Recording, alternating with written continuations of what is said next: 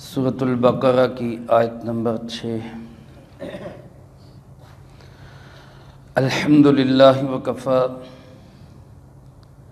وسلام علی عبادہ الذین اصطفی خصوصا علی سید الرسل وخاتم الانبیاء وعلی آلہ واصحابہ الاتقیاء اما بعد فاعوذ باللہ من الشیطان الرجیم بسم اللہ الرحمن الرحیم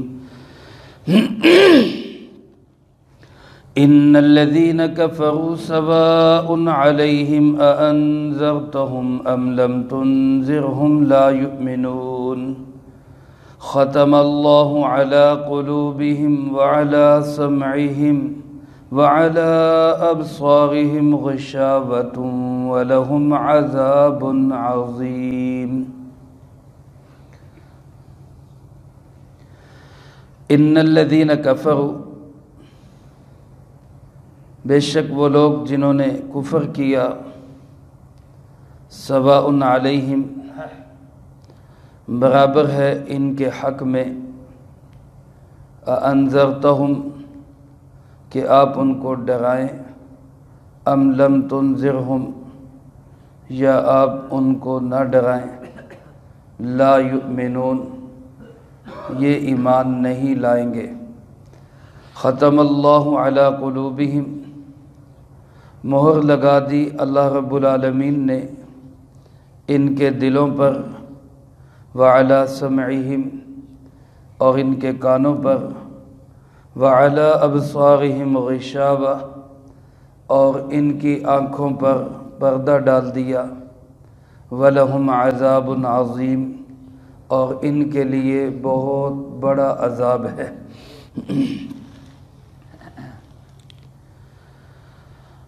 سورۃ البقرہ کی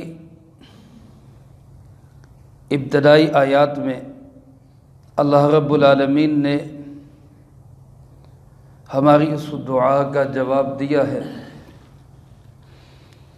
جو ہم نے سورۃ فاتحہ میں اللہ پاک سے کی،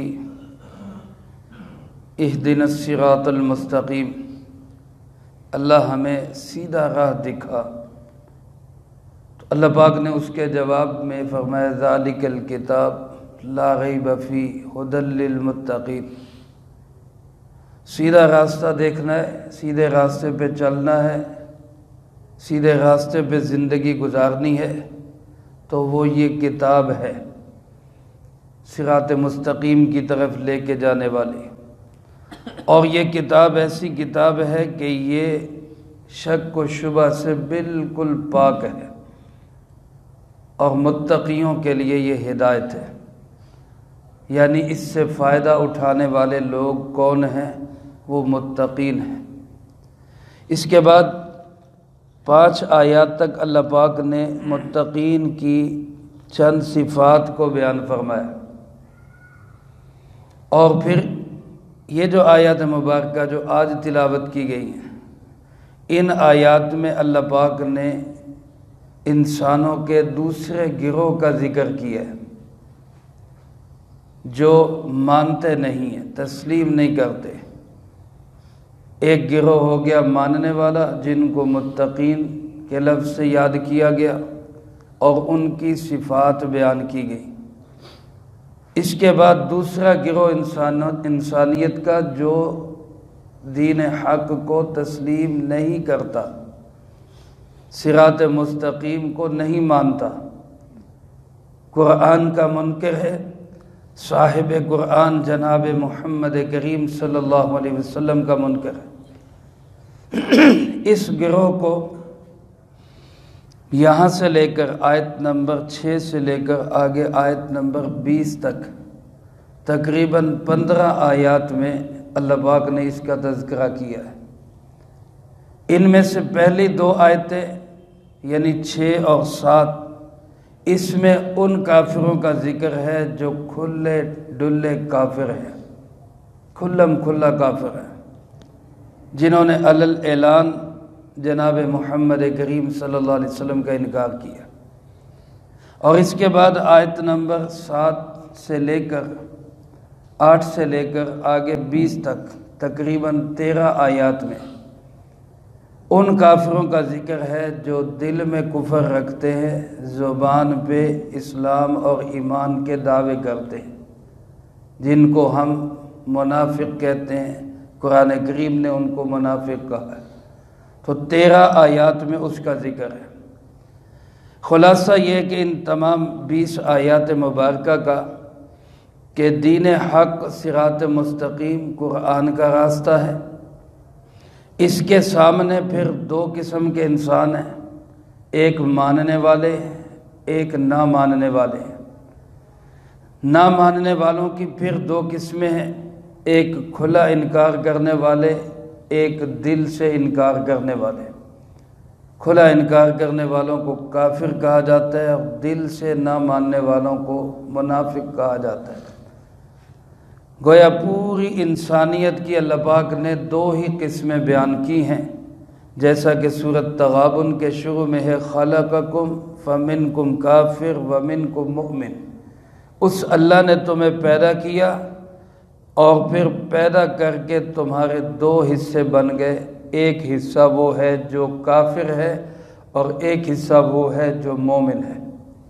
اس کے علاوہ اللہ رب العالمین کی بارگاہ میں تیسری کوئی تقسیم نہیں ہے۔ یہ 2 ہی قسمیں انسانوں کی۔ آگے ان میں درجات مختلف ہو سکتے ہیں، جیسے مومنین کے درجات ہیں، عام ایمان والا، اس سے بہتر ایمان والا، اعلیٰ درجے کا متقی انسان، اولیاء اللہ، صحابہ کرام، انبیاء علیہ السلام۔ یہ درجات ہیں انسانیت کے، ایمان والوں کے۔ اسی طرح دوسری طرف کفار کے درجات ہیں، کفار ہیں، منافقین ہے، کفر انکار ہے، کفر جحود ہے، کفر ارتداد ہے، کفر ارتیاب ہے۔ یہ سب کفر کی قسمیں ہیں، اسی اعتبار سے کفار کے درجے ہیں۔ تو بہرحال یہ 2 آیات میں اللہ پاک نے کھلے کافروں کا ذکر کرتے ہوئے فرمایا ان الذین کفروا، یقیناً یہ لوگ، بے شک یہ لوگ جو کافر ہیں۔ کافر کس کو کہتے ہیں؟ کفر کا لغوی معنی ہے چھپا دینا، کسی چیز کو پردے میں ڈال دینا، چھپا دینا۔ اسی لیے ناشکر انسان کو کافر کہا جاتا ہے۔ جو ناشکرا ہو، رسول اللہ صلی اللہ علیہ وسلم نے ایک موقع پہ خواتین کو خطاب کرتے ہوئے فرمایا کہ میں نے جہنم کے اندر خواتین کی کثرت دیکھی ہے۔ خواتین نے اس کی وجہ پوچھی تو آپ نے فرمایا تکفرن العشیر، کہ تم لوگ ایک تو لان تان بہت کرتی ہو، تکسرن اللان، لان تان بہت کرتی ہو ایک، اور دوسرا تکفرن العشیر، تم خامند کی ناشکری کرتی ہو۔ یہاں پہ جو لفظ رسول اللہ صلی اللہ علیہ وسلم نے ارشاد فرمایا وہ تکفرنا، کفر کا لفظ ہے، حالانکہ کفر کا معنی یہاں پہ ناشکری ہے۔ تو اس لیے کافر ناشکرے کو اس لیے کہتے ہیں کہ وہ محسن کے احسان کو چھپا دیتا ہے، حالانکہ محسن کے احسان کو بیان کرنا چاہیے، اس کا شکر گزار رہنا چاہیے، لیکن ناشکرا انسان، نمک حرام انسان محسن کے احسان کو چھپا دیتا ہے، اس لیے اس کو کافر کہا جاتا ہے۔ اسی طرح علماء نے لکھا ہے کسان کو بھی کافر کہتے ہیں، یعجب الکفار، قرآن کریم میں اللہ پاک نے یہ لفظ استعمال کیا ہے کہ جب بارش ہوتی ہے تو کفار کو اچھی لگتی ہے۔ یہاں کفار سے مراد کسان ہے، کہ کسان خوش ہو جاتے ہیں۔ کسان کو کافر کیوں کہتے ہیں؟ کہ وہ بیج کو زمین میں چھپا دیتا ہے۔ اس اعتبار سے کفر کا لغوی معنی چھپانا ہے۔ اصطلاح شریعت میں کافر کس انسان کو کہتے ہیں؟ مختلف تعریفیں اس کی گئی ہیں، لیکن سب سے بہترین تعریف جو بالکل جامع معنی ہے وہ امام رازی رحمۃ اللہ علیہ نے فرمائی ہے، عدم تصدیق الرسول صلی اللہ علیہ وسلم بمجیئہ بالضرورت بہ، جناب محمد کریم صلی اللہ علیہ وسلم اللہ پاک کا جو جو پیغام لے کر آئے ہیں، ایک ایک بات کو اس کی تصدیق، کسی ایک بات کی تصدیق نہ کرنا، انکار کرنا نہیں، تصدیق بھی نہیں کرتا۔ ایک آدمی کہتا ہے جی میں جو رسول اللہ صلی اللہ علیہ وسلم لے کر آئے میں اس کی تکذیب نہیں کرتا، میں انکار نہیں کرتا، لیکن میں مانتا بھی نہیں۔ تو بڑی خوبصورت تعریف فرمائی کہ عدم التصدیق رسول اللہ صلی اللہ علیہ وسلم کی طرف سے آنے والے کسی قطعی الثبوت یعنی پکے ٹھکے پیغام کی، کسی ایک پیغام کی تصدیق نہ کرنا، صرف تکذیب کرنا نہیں، تصدیق ہی نہ کرنا، یعنی یہی کہنا کہ جی ٹھیک ہے آپ لائے ہیں، میں نہ تکذیب کرتا ہوں نہ تصدیق کرتا ہوں، تو فرمایا کہ یہ انسان بھی کافر کہلائے گا۔ رسول اللہ صلی اللہ علیہ وسلم جو پیغام لے کر آئے، ایک ایک ثابت شدہ پیغام کو من و عن تسلیم کرنا اور اس کی تصدیق کرنا، یہ ایمان کہلاتا ہے، اور کسی ایک پیغام کی تصدیق نہ کرنا یہ کفر کہلاتا ہے۔ تو رسول اللہ صلی اللہ علیہ وسلم کے لائے ہوئے پیغامات میں سے کسی ایک پیغام کا انکار یا اس کی تصدیق نہ کرنا یہ کفر کہلاتا ہے۔ فرمایا جو لوگ کافر ہیں سواء علیہم، برابر ہے ان کے حق میں، اانذرتہم ام لم تنذرہم لا یؤمنون، آپ ان کو ڈرائیں یا آپ ان کو نہ ڈرائیں یہ ایمان نہیں لائیں گے۔ یہاں پہلا سوال یہ ہے کہ جن کافروں کے متعلق اللہ پاک نے فرمایا کہ یہ ایمان نہیں لائیں گے، آپ چاہے ان کو ڈرائیں یا نہ ڈرائیں۔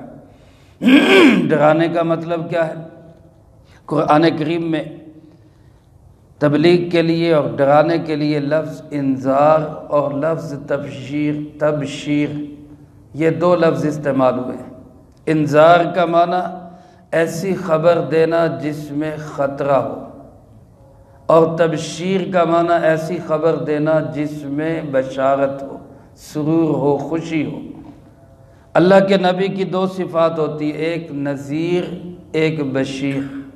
اللہ کا نبی نذیر بھی ہوتا ہے، بشیر بھی ہوتا ہے۔ سوال یہ ہے کہ کیا ہر ڈرانے والے کو نذیر کہا جا سکتا ہے؟ ہر ڈرانے والے کو نذیر کہا جا سکتا ہے؟ ڈرا تو بعض اوقات چور بھی دیتا ہے بندے کو، ڈاکو بھی ڈرا دیتا ہے، بعض اوقات کوئی ظالم، کوئی جابر، کوئی طاقتور انسان وہ بھی انسان کو ڈرا دیتا ہے۔ تو علماء نے لکھا ہے کہ نذیر ہر ڈرانے والے کو نہیں کہتے، نذیر اس ڈرانے والے کو کہتے جس کے ڈراوے کے اندر شفقت ہو، جس کے ڈراوے کے اندر محبت ہو، جس کے ڈراوے کے اندر چاہت اور اپنائیت ہو۔ جیسے اللہ کے نبی علیہ السلام اپنی امتوں کو آخرت کے عذاب سے خبردار کرتے تھے، ڈراتے تھے اس سے۔ تو وہ ڈرانا کس لیے ہوتا تھا؟ خوف زدہ کرنے کے لیے نہیں بلکہ بچانے کے لیے، شفقت کے طور پہ، رحمت کے طور پہ، چاہت اور پیار کی وجہ سے، ہمدردی کی وجہ سے اس ڈرانے کو نذیر کہا جاتا ہے۔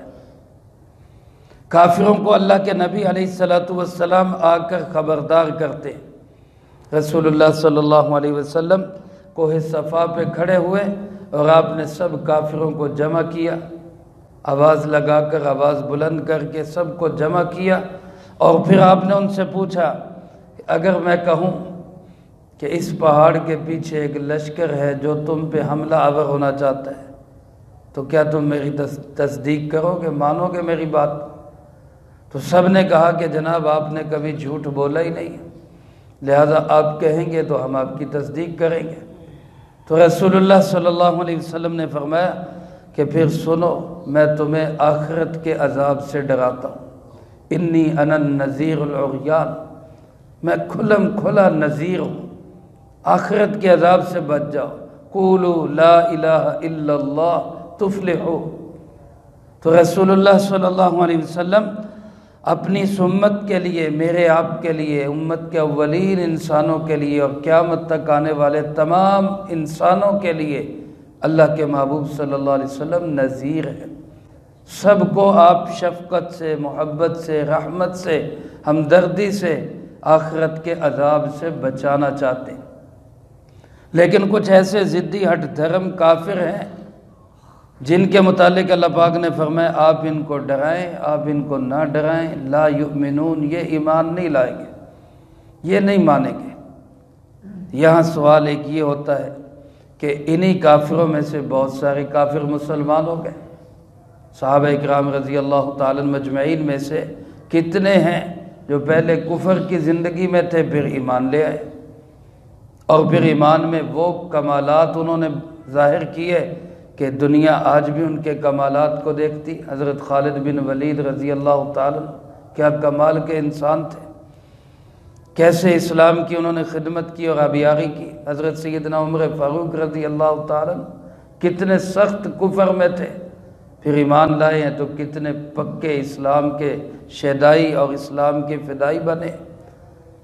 تو اللہ پاک نے تو کہا کہ آپ ڈرائیں نہ ڈرائیں، یہ نہیں ایمان لائیں گے۔ تو علماء نے لکھا ہے کہ یہ انہی کافروں کے متعلق ہے جن کافروں کے متعلق اللہ رب العالمین اپنے علم ازلی سے جانتے تھے کہ یہ کفر پہ ہی مریں گے۔ عتبہ ہے، شیبہ ہے، ابو جہل ہے، ابو لہب ہے، جن کے متعلق اللہ پاک کو معلوم تھا کہ یہ کفر کی حالت میں ہی مریں گے۔ یہ آیت ان کے متعلق ہے، جو ایمان لے آئے ان کے متعلق یہ آیت نہیں ہے۔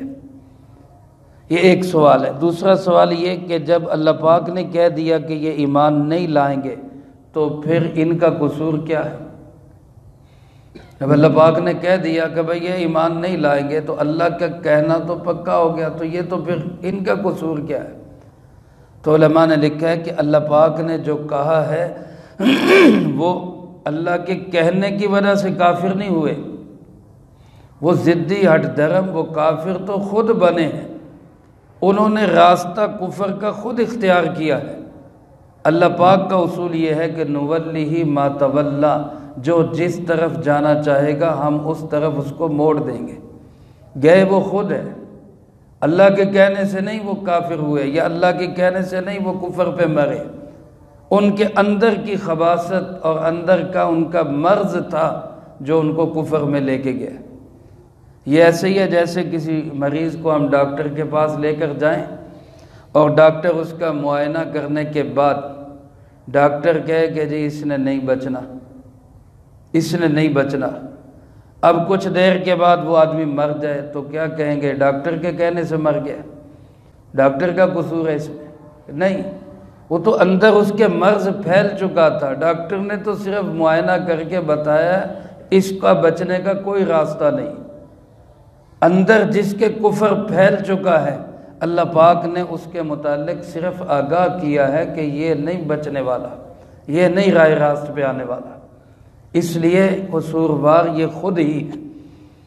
اور تیسری بات یہ کہ جب اللہ کے محبوب صلی اللہ علیہ وسلم کو یہ کہا گیا کہ آپ ان کو ڈرائیں نہ ڈرائیں، یہ ایمان نہیں لائیں گے، تو پھر تبلیغ کا کیا فائدہ ہے؟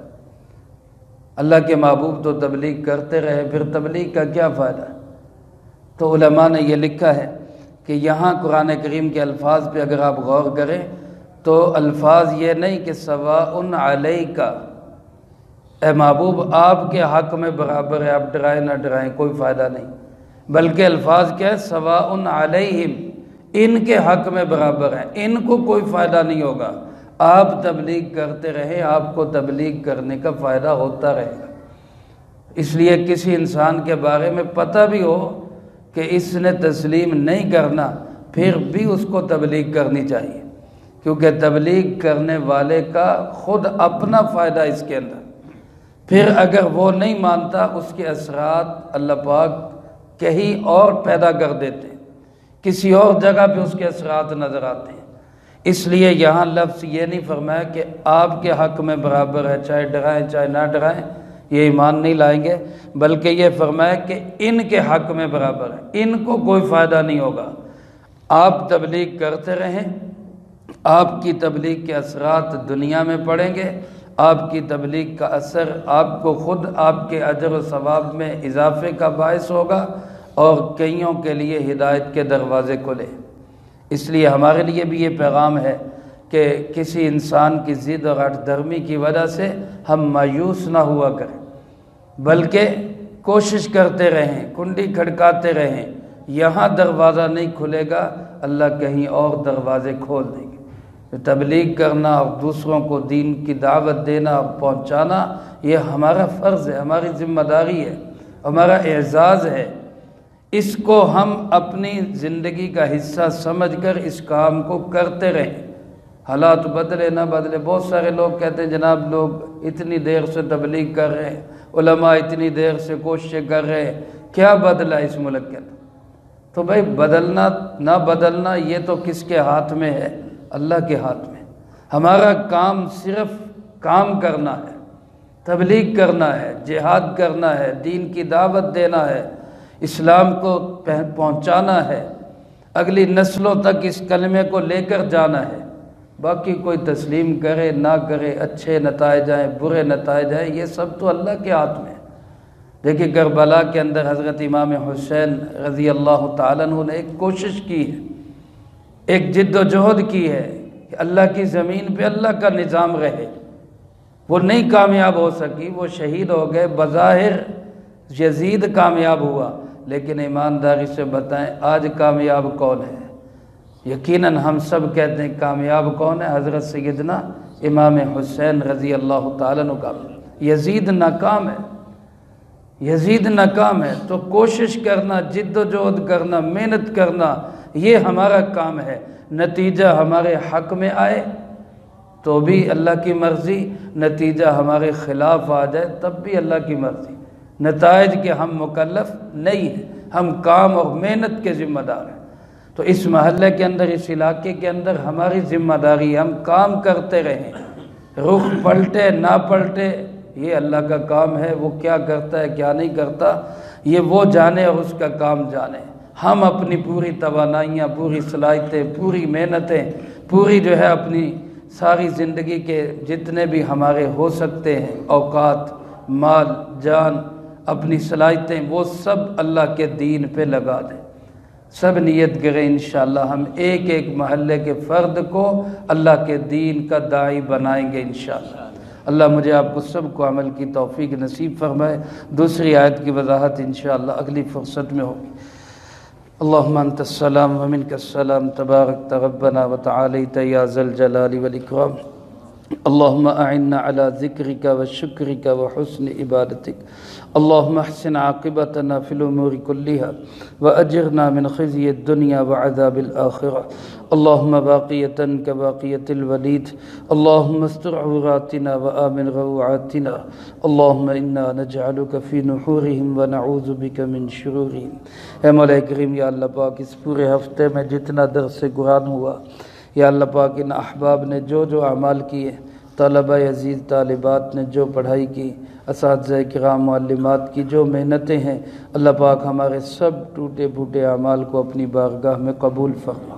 اللہ ان مقبول اعمال کا اجر و ثواب ہمارے پیارے آقا جناب محمد کریم خاتم النبیین صلی اللہ علیہ وسلم کو پہنچا۔ آپ علیہ السلام کو ہم سب کی طرف سے بہترین جزائے خیر نصیب فرما۔ آپ کے توسل سے تمام انبیاء، تمام صحابہ، تمام اہل بیت، ازواج مطہرات، بنات اطہار، نبی پاک صلی اللہ علیہ وسلم کی امت کے وہ تمام لوگ جو اس دنیا سے جا چکے، جو موجود ہیں، جو قیامت تک آئیں گے، اللہ سب کو اس کا اجر و ثواب نصیب فرما۔ بالخصوص ہمارے وہ مسلمان بھائی بہنیں جو ترکی اور شام کے اندر زلزلے میں شہید ہو گئے، اللہ پاک ان کو اس کا اجر و ثواب نصیب فرما۔ اے مولا کریم ان کے درجات کو بلند فرما، اللہ ان کو جوار رحمت میں جگہ نصیب فرما۔ جتنے لوگ زخمی ہیں اللہ ان کو جلد از جلد تندرستی اور صحت عطا فرما۔ اللہ جو بے گھر ہیں اللہ ان کو جلد از جلد اپنے پاؤں پہ کھڑا فرما۔ اللہ ان کی ضرورتوں کو اپنی قدرت سے پورا فرما۔ ہم سب امت مسلمہ کو ان کا بڑھ چڑھ کے تعاون کرنے کی توفیق نصیب فرما۔ اللہ ہمارے وطن عزیز ملک پاکستان کے حال پہ رحم فرما۔ اللہ اس پاک وطن کو اللہ اپنے اسلام کا قلعہ بنا۔ اے اللہ پاک تمام معاشی، سیاسی، یا اللہ ہر طرح کی بے اعتدالیوں کو ختم فرما، اور اے اللہ پاک اس ملک کو ہر اعتبار